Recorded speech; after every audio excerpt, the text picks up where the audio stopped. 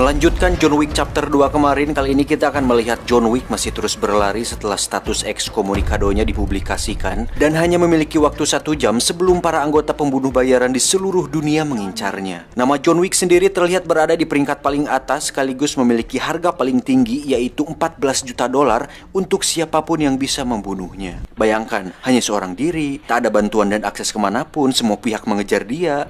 Bukan polisi, pemerintah, atau mafia, tetapi para ahli membunuh dan orang-orang yang sangat kuat, bahkan mengendalikan pemerintahan itu sendiri. Do you expect him to make it out? I'd say the odds are about even. Tak ingin anjingnya menjadi korban, John Wick pun memutuskan untuk menitipkannya ke Continental agar si anjing bisa aman. John Wick sendiri dengan cepat pergi ke perpustakaan yang dimana dia menyimpan sesuatu yang sangat penting di sana, yaitu sebuah medali dan kalung salib yang akan membantunya nanti. Tak lama muncullah seorang asasin berbadan tinggi besar di mana dia ingin segera membunuh John Wick meski dia sadar bahwa waktunya belum dimulai, tetapi karena tak ingin melewatkan kesempatan, asasin itu pun langsung menyerang John Wick dan terjadilah perkelahian menarik di mana kita akan melihat kemampuan John Wick yang ternyata tidak hanya bisa membunuh dengan sebatang pensil 2B, tetapi juga bisa membunuh menggunakan sebuah buku. Ingat, sebuah buku loh, sehingga bisa disimpulkan bahwa jangan menilai sebuah sampul dari bukunya.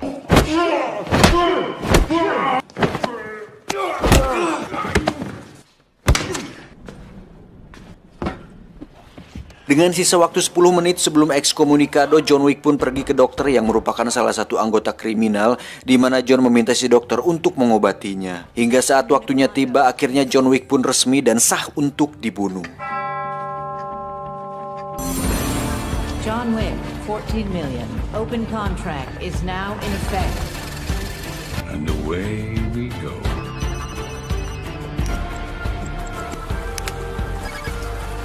Setelah lukanya dijahit, John pun dengan cepat lari kembali di mana dia menuju ke sebuah museum senjata api yang mana di situ ada beberapa asasin lain yang melihatnya. Dan lagi-lagi kita akan diperlihatkan betapa kuatnya tekad seorang John Wick di mana dia merakit ulang sebuah pistol tua agar bisa digunakan kembali dengan normal. Coba kalau Anda di posisi dia, mungkin sudah panik. Aduh ya ampun, gimana ini? Tidak, aku gak mau modar dulu. Halah, cemen. Contoh dong John Wick masih bisa fokus dalam posisi terjepit. Anda hanya terjepit, hanya enak aja di dalam keadaan terjepit. Siapa anjing? Saat para assassin datang, John Wick pun langsung melepaskan tembakannya, kemudian dilanjutkan dengan pertarungan jarak dekat di mana John Wick memanfaatkan senjata yang ada di museum hingga bisa membantai seluruh para assassin tersebut dengan sangat amat membrutalkan. Anjir, makin parah sih di film ini.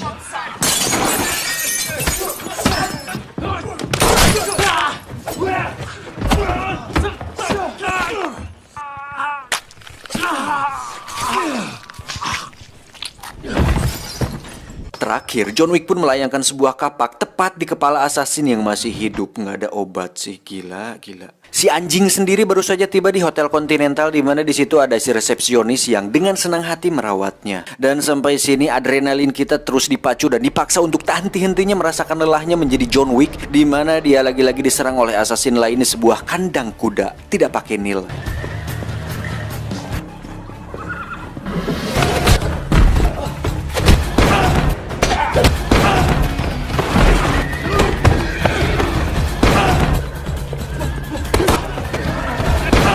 Setelah berhasil mengalahkan mereka, John Wick pun segera kabur dengan menaiki kuda, di mana si John lagi-lagi dikejar oleh dua asasin bermotor yang justru tewas bukan karena laka lantas. Di sisi lain kita akan melihat harga John Wick naik dari 14 juta ke 15 juta dolar yang menandakan bahwa John Wick sangat sulit sekali untuk didapatkan. John Wick pun pergi ke sebuah teater dan menunjukkan sebuah kalung salibnya sebagai tiket masuk, di mana teater itu merupakan tempat John dilatih dulunya. Tujuan John datang ke sana adalah untuk meminta pertolongan kepada seorang wanita bernama tidak disebutkan di dalam film, tetapi kita panggil saja Madam Hayati, di mana si Madam ini mengelola tempat latihan pembunuh dengan berkedok teater, yang mana John Wick adalah salah satu anak didiknya yang sukses berkarir dalam dunia kriminal. Tuh, John Wick saja bisa sukses walaupun dalam dunia hitam. Lah Anda dan saya juga yang hanya lulusan SMA bisa nggak berprestasi? Jangan hanya hidup dari uang orang tua saja, apalagi uang rakyat. Wow. Awalnya si Madam pun keberatan memberikan pertolongan kepada John Wick karena seperti yang kita tahu, jika si Madam membantu John Wick itu sama saja melawan aturan dari High Table yang sanksinya sudah pasti sangat berat. Tetapi karena John alias John Aris sudah dianggap sebagai anaknya sendiri, si Madam pun akhirnya memberikan dia pertolongan untuk bisa pergi ke luar negeri. Sebenarnya bukan karena dianggap anak sendiri sih, tapi ada sebuah kesepakatan bahwa si Madam wajib memberikan pertolongan yang hampir sama seperti aturan segel perjanjian di film John Wick 2 kemarin, di mana kalung salib itu berfungsi sebagai perjanjian bahwa setelah ini hutang si Madam kepada John Wick sudah lunas. Sama seperti sebuah tiket yang dirobek, John Wick pun harus dicap dengan besi panas sebagai tanda bahwa tiketnya sudah hangus dan tidak bisa lagi dipakai. You can never come home again. That's we done. Adegan berpindah ke kontinental di mana kita akan melihat karakter baru bernama The Adjudicator, di mana wanita ini merupakan utusan langsung dari High Table dan bertugas sebagai hakim lapangan untuk mengusut kasus John Wick. Alhasil, Winston sang pemilik hotel kontinental pun terkena getahnya, di mana dia dipecat sebagai manajer di sana dan diberikan waktu 7 hari untuk merapihkan semua laporannya. Karena ternyata Winston ketahuan membantu John Wick saat dirinya tidak langsung membunuh John Wick ketika di taman dan malah memberinya waktu 1 jam untuk kabur. You have 7 days. Enjoy your stay at the Continental. Selanjutnya, The Adjudicator pun mendatangi Boiri yang bernasib sama seperti Winston, di mana dia dipecat dari kepemimpinannya sebagai Raja Pengemis dan diberikan waktu 7 hari untuk masa pergantian. Namun Boiri yang congkak nampak tak terima dengan itu, tetapi dia tidak punya pilihan lain karena jika melawan The Adjudicator, sama saja dia melawan High Table. I am the Bowery! You have 7 days. John Wick sendiri terlihat sudah berada di Mesir, di mana dia bertujuan untuk menemui seorang teman lama yang merupakan manajer The Continental cabang Mesir. Ketika berjalan di lorong gelap, John Wick pun sempat diserang oleh beberapa assassin di sana, namun berhasil dihentikan oleh ajudan si manajer yang memintanya untuk bertemu dengan si manajer. Setelah masuk ke ruangannya, John pun sudah disambut oleh 2 ekor anjing galak dan tak lama muncullah sang manajer yang ternyata seorang wanita cantik bernama Sofia, tapi tidak pakai lacuba. John Wick pun langsung menunjukkan segelnya, di mana si Sofia ini ternyata pernah ditolong oleh John Wick dulu saat ingin agar anaknya bisa aman, sehingga John datang kembali untuk meminta pertolongan balik kepadanya. Sama seperti Madam Hayati yang enggan menolong John Wick yang statusnya sudah ekskomunikado, Sofia pun menolak memberi John pertolongan. Ya, secara logika mana ada orang yang menolongin seorang buronan, tetapi karena Sofia teringat akan Sumpah Pemuda dan memiliki rasa empati yang tinggi, dia pun akhirnya bersedia untuk menolong John Wick. John Wick sendiri hanya meminta tolong Sofia untuk membawanya kepada seorang pria yang merupakan bawahan langsung The High Table untuk meminta saran kepadanya. We leave in 10 minutes. Di sisi lain kita akan melihat si Adjudicator sedang menemui seorang penjual sushi tanpa susanti, di mana si penjual sushi itu adalah assassin yang khusus bekerja untuk The High Table. Beliau bernama Zero. Dan di belakang ada siapa? Coba tebak? Iya, akhirnya kita bisa melihat Kang Medog alias Yayan Ruhian dan Kang Cecep Arif Rahman berada tepat di belakang yang merupakan anak buah dari si Zero ini. The Adjudicator pun menugaskan Zero dan kedua anak buahnya untuk memberi pelajaran kepada para pengkhianat alias orang-orang yang sudah memberi pertolongan kepada John Wick sebagai peringatan bahwa High Table tidak main-main dengan aturannya. I have served. I will be of service. Dimulai dengan mendatangi teater Madam Hayati, di mana Kang Yayan dan Kang Cecep membantai semua anak buah si Madam sampai tak tersisa. Tak lama muncullah si Adjudicator untuk menginformasikan bahwa sebagai hukuman atas menolong John Wick, si Madam pun harus memberikan darahnya dengan cara mengulurkan kedua tangannya lalu ditusuk oleh pedang dan selesai. Sementara itu kita akan melihat John Wick yang sedang dibawa oleh Sofia untuk menemui salah satu bawahan langsung dari High Table, di mana John Wick ingin bertemu langsung dengan pemimpin The High Table dengan tujuan untuk meminta kembali keanggotaannya dan berdamai dengan mereka. Lah, kok malah ngajak damai, nggak seru atuh. Tapi no, John Wick ternyata punya rencana lain. Kita lihat nanti. Pria tersebut pun mengatakan bahwa para tetua High Table tidak bisa ditemukan karena merekalah yang akan menemukanmu. Caranya dengan berjalan di gurun pasir yang tandus dan harus sendirian tentunya, kemudian tidak boleh membawa air, cemilan, Coca-Cola, Silver Queen, Kinder Joy atau apapun itu. John Wick harus terus berjalan sampai dirinya sekarat. Barulah dia bisa melihat langsung tetua dari High Table. Itu pun kalau John Wick tidak keburu mati kehausan. Thank you. sir. Hingga saat Sofia dan John akan pergi, pria tersebut pun meminta satu tumbal sebagai ganti atas informasi tersebut, di mana dia langsung membunuh satu anjingnya tanpa konfirmasi terlebih dahulu. Sontak hal tersebut membuat Sofia shock, dan lagi-lagi hanya karena seekor anjing, Sofia pun membrutal sama seperti saat John Wick kehilangan anjingnya. Gara-gara si anjing memang. Dari situ mereka berdua pun terlibat baku tembak dengan anak buah si pria dan sudah pasti bisa menang dan lolos dari sana.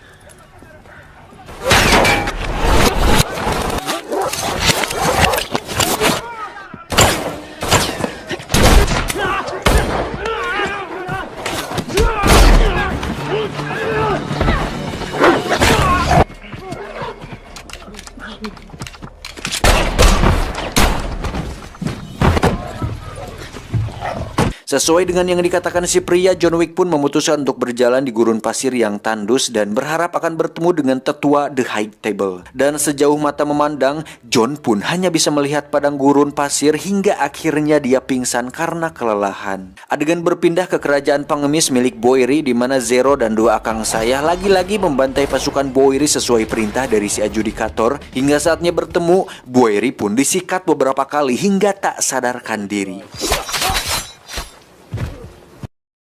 Adegan kembali berpindah ke John Wick yang akhirnya berhasil ditemukan oleh The High Table untuk kemudian dibawa menghadap langsung kepada The Elder yang merupakan salah satu petinggi The High Table. Anjir, akhirnya kita bisa melihat nih bebenguknya si The High Table ini. Tak banyak basa-basi, John Wick pun memohon kepada The Elder untuk mengembalikan keanggotaannya dan melepaskan status ekskomunikadonya. The Elder pun menjawab, "Boleh saja, asal kamu harus membunuh Winston karena telah melakukan pelanggaran saat menolong kamu." Hal tersebut pun membuat John Wick terkejut sekaligus dilema karena Winston sudah dianggapnya sahabat dan sudah sering menolongnya, dan terakhir dia pun menolong dia. Namun karena tidak punya pilihan lain dan sepertinya John Wick memiliki rencana lain, dia pun menyanggupi hal itu dan harus memotong salah satu jarinya sebagai tanda kesetiaan kepada The High Table.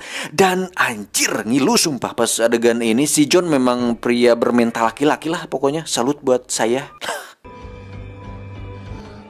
Thank you. Saat akan pergi, The Elder pun memberikan satu tugas lagi kepada John, yaitu untuk berhitung 1-10, tetapi John tidak bisa melakukannya dan segera pergi dari sana. Singkat cerita, John pun sudah kembali ke New York, di mana dia sudah disambut oleh dua orang assassin yang langsung dibunuh oleh Kang Yayan dan timnya dengan tujuan untuk dipertemukan langsung dengan si Zero pemimpinnya. Hingga saatnya mereka bertemu, Zero pun langsung menunjukkan kehebatan mereka, di mana anak buahnya bisa melakukan trik muncul secara tiba-tiba, kemudian menghilang dan muncul lagi kembali tepat di belakang John Wick. Lalu John Wick pun langsung membunuhnya dan menghilang seperti mereka hingga membuat si Zero terkesima. Nice trick.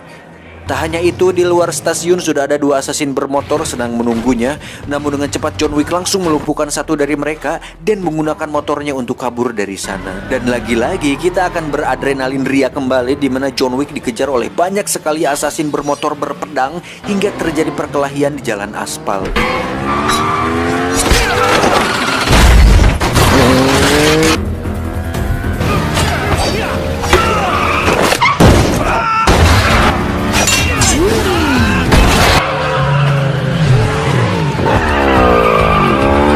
Saat sampai di Continental, Zero pun sedikit lagi bisa membunuh John Wick, tetapi dijegah oleh si resepsionis yang melarangnya membunuh di area tersebut. Untuk itu John Wick pun masuk ke dalam Continental disusul dengan si Zero yang ikut duduk tepat di sampingnya, yang ternyata adalah penggemar berat dari sang legenda. I'm a huge fan. John Wick. Tak lama muncullah si resepsionis untuk mempersilahkannya menemui Winston. Hingga saatnya mereka bertemu, Winston ternyata sudah mengetahui bahwa High Table mengirim John Wick untuk membunuh dirinya. Dan apakah John Wick akan membunuh Winston untuk kebebasan dirinya sendiri?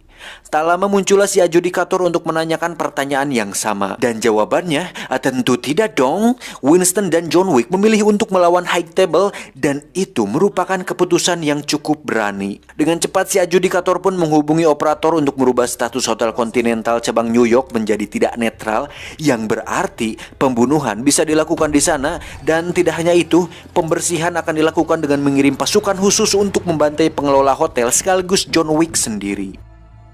Good evening. gentlemen. This haven is safe no more.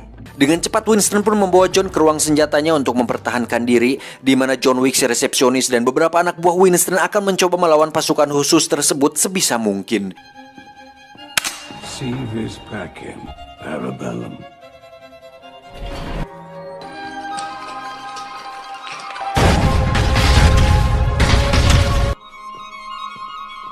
Hingga saatnya tiba, ternyata pasukan High Table memakai baju pelindung yang tahan peluru, hingga John Wick dan resepsionis kesulitan membunuh mereka.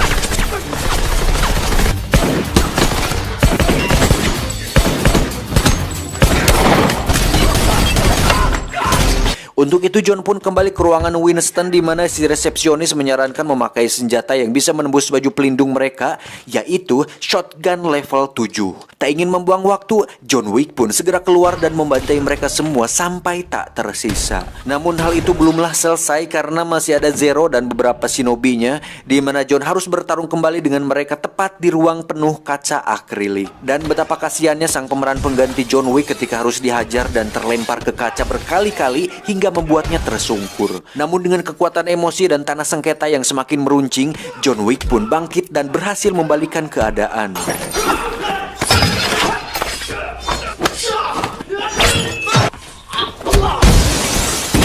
Setelah berhasil di lantai 1, John Wick pun naik ke lantai 2, di mana di situ sudah ada Kang Yayan dan Kang Cecep yang siap untuk menghajarnya kembali. Dan here we go, akhirnya akang-akang saya bertarung dengan The John Wick. Dengan senjata tradisional asal Minangkabau yaitu Krambit, Kang Yayan dan Kang Cecep pun melakukan kombinasi serangan yang membuat John Wick tersungkur. Bangga bertarung dengan Anda, Mr. Wick. Senang bertemu Anda, Mr. Wick.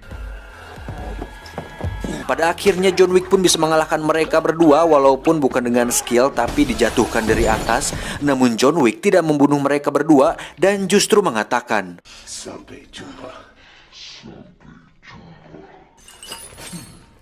hingga saatnya tiba, John Wick pun harus bertarung dengan raja terakhir yaitu Zero, di mana si Zero ini sebenarnya terobsesi dengan sosok John Wick yang melegenda dan ingin dianggap sejajar dengannya. Namun karena John Wick lebih unggul secara pengalaman dan karakter, si Zero pun harus tewas mengenaskan dengan pedang menancap tepat di dadanya. Setelah semua yang terjadi, tak diduga Winston melakukan perundingan dan kesepakatan dengan si adjudikator, di mana ketika Winston mau membunuh John Wick, maka Winston akan kembali mendapatkan kerajaannya sebagai manajer The Continental. Let me keep my power. Winston. But what about him? Lalu tiba-tiba Winston pun menembak John Wick beberapa kali hingga membuatnya terjatuh dari gedung. Loh, anjing kok berkhianat sih? Well played, sir. Dirasa masalah selesai, si adjudikator pun pamit untuk pulang, tetapi ketika melihat ke samping gedung, John Wick sudah tidak ada di sana. Dengan sedikit ketakutan, dia pun kembali menemui Winston untuk menyuruhnya agar memastikan kematian John Wick, karena dia tidak ingin suatu hari nanti John Wick akan mendatanginya di malam hari. Nah lo, hayo lo. Sampai sini pasti kalian bertanya, apakah Winston benar-benar berkhianat? Jika kita putar ulang, kita bisa melihat Winston menembak John bukan di kepala, tetapi di tubuhnya yang kita semua tahu, dan Winston juga pasti sudah tahu bahwa jasnya terbuat dari material anti peluru. Ditambah, jika Winston ingin John Wick benar-benar mati, tentu dia akan menembaknya di kepala, sehingga bisa disimpulkan bahwa Winston sudah memperhitungkan kemungkinan tersebut, termasuk titik letak dia terjatuh. Baba Yaga. Faktanya, John Wick ternyata masih hidup dan dibawa oleh pengemis yang merupakan anak buah dari Bowery, di mana si Bowery ini nampak menyedihkan sekali dengan wajah dan tubuh penuh luka akibat sabetan pedang si Zero tadi. Lalu dengan penuh amarah dan kebencian terhadap The High Table, Bowery pun bertanya, "Hey John, bagaimana perasaanmu? Apa kau marah?" John pun menjawab, Yeah. Tamat ending yang mengwik-wikkan.